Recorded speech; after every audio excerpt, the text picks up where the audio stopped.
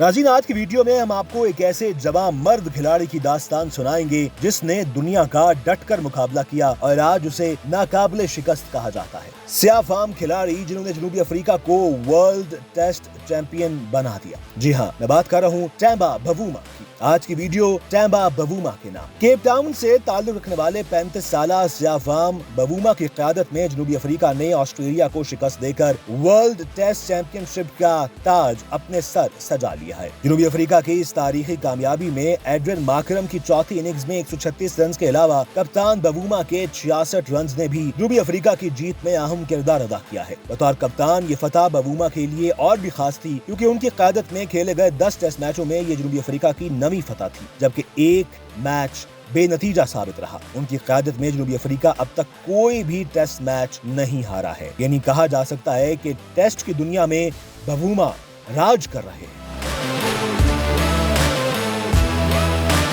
इससे पहले क्रिकेट की तारीख में सिर्फ इंग्लैंड के पर्सी चैपमैन ही ऐसे कप्तान रहे हैं जिन्होंने अपने पहले टेस्ट मैचों में 9 फतुहात दर्ज कराई हैं। इसकी वजह यह है कि टेम्बा बवूमा ने तारीख में अपना नाम दर्ज करवा लिया है। जनूबी अफ्रीका के वर्ल्ड टेस्ट चैंपियनशिप के फाइनल में फतह को न सिर्फ मुल्क की तारीखी फतह करार दिया जा रहा है बल्कि इसे क्रिकेट की तब्दीली की फतह भी कहा जा रहा है। टेम्बा बवूमा जनूबी अफ्रीका के पहले मुस्तकिल स्याह फाम टेस्ट कप्तान है जिससे एतमाद और इत्मीनान के साथ उन्होंने अपनी टीम की क़यादत की। वो एक ऐसे मुल्क के लिए अलामती लम्हा बन चुका है जिसकी तारीख नस्ली तासुब से भरी पड़ी है। बवूमा को अक्सर जनूबी अफ्रीका क्रिकेट में कोटा खिलाड़ी कहकर पुकारा जाता है और नाकदीन का ख्याल था कि उनकी टीम में शमूलियत की वजह कारकर्दगी नहीं बल्कि रंग है। चूँकि स्याह फाम खिलाड़ियों को जरूर शामिल करना था, इसलिए वो कोटा पूरा करने के लिए उनको टीम में शामिल किया गया। 2019 में इंग्लैंड के खिलाफ एक टेस्ट सीरीज के दौरान उस वक्त तनाज़ा खड़ा हो गया तब उस वक्त के जनूबी अफ्रीका के कप्तान फैफ डु प्लेसी ने बवूमा पर वेंडर ड्यूसन को तरजीह दी। उस वक्त कहा गया कि जनूबी अफ्रीका ने पहले 2 टेस्ट में सिर्फ 4 स्याह फाम खिलाड़ियों को टीम में शामिल कर लिया जबकि हदफ 6 को शामिल करने का था। इस इल्जाम के दिफा में उस वक्त कप्तान का कहना था कि टीम का इंतखाब रंग की नहीं कारकर्दगी की बुनियाद पर किया जाता है। बवूमा को बाद में टीम में शामिल किए जाने पर कुछ हलकों की जानिब से तनकीद का निशाना बनाया गया और टीम की हर नाकामी को इसी पॉलिसी की नाकामी करार दिया गया। साउथ अफ्रीका की मौजूदा टेस्ट टीम के कप्तान बवूमा कहते हैं कि मेरी दादी ने मेरा नाम रखा था टेम्बा क्योंकि इसका मतलब है उम्मीद का। हमारी बरादरी की उम्मीद, हमारे मुल्क की उम्मीद जनूबी अफ्रीका के कप्तान टेम्बा बवूमा का, जिन्होंने हाल ही में अपनी टीम को तारीखी फतह दिलवाई है। अपने अलग और मुनफिद अंदाज की वजह से बवूमा इससे पहले भी सोशल मीडिया पर मीम मटीरियल रह चुके हैं। लोगों ने उनके मुनफिद अंदाज की वजह से उनकी तारीफ भी की है और बाज़ दफा लोगों ने उनकी मुखालफत भी की है। लेकिन सोशल मीडिया सार्फिन ने यह जरूर कहा कि टेम्बा बवूमा एक ऐसे खिलाड़ी हैं जिनका अपना स्वैग है, वो कूल रहते हैं और इस कूलनेस की वजह से लोग उनको पसंद करते हैं। अब कुछ बात इस पर भी होना चाहिए कि जनूबी अफ्रीकी टीम में कोटा सिस्टम कैसे लागू हुआ। इसका मकसद ऐसी बरादरियों जैसे कि स्याह फाम, इंडियन निषाद और दीगर बरादरियों से ताल्लुक रखने वाले खिलाड़ियों को मसावी मौके फराहम करना है। इस पॉलिसी के तहत टीमों पर लाजिम है कि वो हर सीजन में एक मखसूस तादाद में गैर सफेद फाम खिलाड़ियों को शामिल करें। इस पॉलिसी को गैर रस्मी तौर पर 1998 में शुरू किया गया जब जनूबी अफ्रीका के क्रिकेट बोर्ड ने गैर सफेद फाम खिलाड़ियों को फरोग देने की पॉलिसी अपनाई। बाद 2002 में इस कोटा सिस्टम को बाकायदा तौर पर डोमेस्टिक क्रिकेट में लागू किया गया और 2016 से ही बैनुल अक़वामी सतह पर भी लाजमी करार दिया गया है।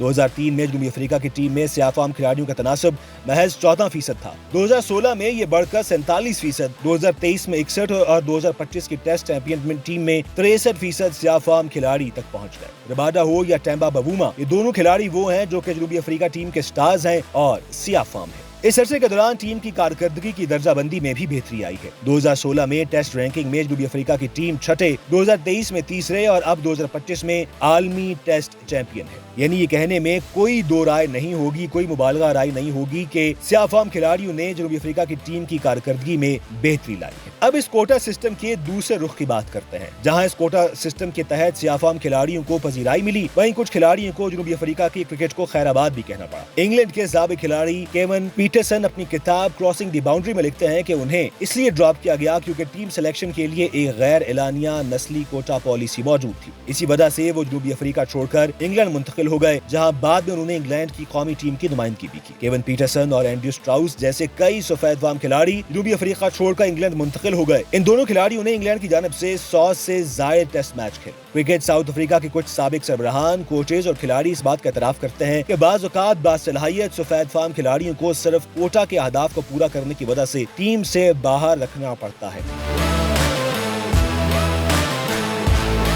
تاہم یہ بھی حقیقت ہے کہ جنوبی افریقہ میں کئی دہائیوں سے سیاہ فام کھلاڑیوں کو اسکول کی سطح پر بھی کھیلنے کا موقع نہیں دیا جاتا تھا, اور جب ان کھلاڑیوں نے میدان سنبھالا تو قومی ٹیم کو ٹیسٹ چیمپئن بنا کر ہی دم دیا. بوما کا یہ اقتباس ان کی جدوجہد کی عکاسی کرتا ہے, جس میں ان کا کہنا تھا کہ میں یہاں کوٹا بھرنے نہیں بلکہ قیادت کرنے آیا ہوں. میں جانتا ہوں کہ میں کون ہوں, اور اس میں کوئی دو رائے نہیں ہے کہ ٹیمپا بوما نے اس شان سے قیادت کی کہ جنوبی افریقہ اس وقت ٹیسٹ چیمپئن شپ ہے. وہ ٹیم جس کو چوکرز کہا جاتا تھا, وہ ٹیم جس کو کہا جاتا تھا کہ وہ نفسیاتی اعتبار سے کمزور ہے اور ہر اہم مقابلے میں ہمت ہار بیٹھتی ہے, اس دفعہ اس نے آسٹریلیا کا ڈٹ کر مقابلہ کیا اور ٹیسٹ چیمپئن بن کر ہی دم دیا. 1992 سے 2002 کے درمیان جب یہ پالیسی کو باضابطہ طور پر لاگو نہیں کیا گیا تھا تو ٹیسٹ میچوں میں جنوبی افریقہ کی جیت کا تناسب تقریباً 58% جبکہ ون ڈے میں تقریباً 65% تھا. یہ اس دور میں آسٹریلیا کے بعد دنیا میں کسی بھی ٹیم کی سب سے بہترین کارکردگی تھی. اسی عرصے کے دوران جنوبی افریقہ نے 1998 میں چیمپئنز ٹرافی جیتنے میں کامیابی حاصل کی. 2003 سے 2015 کے درمیان جب کوٹا پالیسی کو جزوی طور پر نافذ کیا گیا تو ٹیم کے دونوں فارمیٹ میں جیت کی شرح میں تقریباً 3% کمی دیکھنے میں آئی. اس عرصے کے دوران ٹیم 2007 اور 2015 کے ورلڈ کپ کی سیمی فائنل میں پہنچنے میں کامیاب ہوئی اور کرکٹ کی دنیا میں ایک مضبوط ٹیم بن کر ابھری. 2016 میں کوٹا سسٹم کے مکمل نفاذ کے بعد جب جنوبی افریقہ کا ٹیسٹ میچوں میں جیت کا تناسب کم ہو کر تقریباً 47% اور ون ڈے میں یہ شرح تقریباً 59% رہ گئی. اس عرصے کے دوران ٹیم کے ٹیسٹ رینکنگ میں بھی کمی دیکھنے میں آئی. تاہم اس دوران ٹیم نے بہت سے نئے ٹیلنٹ کو پروان چڑھایا اور جنوبی افریقہ 2023 میں دوبارہ ورلڈ کپ کے سیمی فائنل تک پہنچا, اور اب ٹیمپا بوما نے تمام اعداد و شمار اور خدشات کو غلط ثابت کرتے ہوئے ٹیم کو ورلڈ ٹیسٹ چیمپئن شپ بنا دیا ہے. سیاہ فام کھلاڑی رباڈا,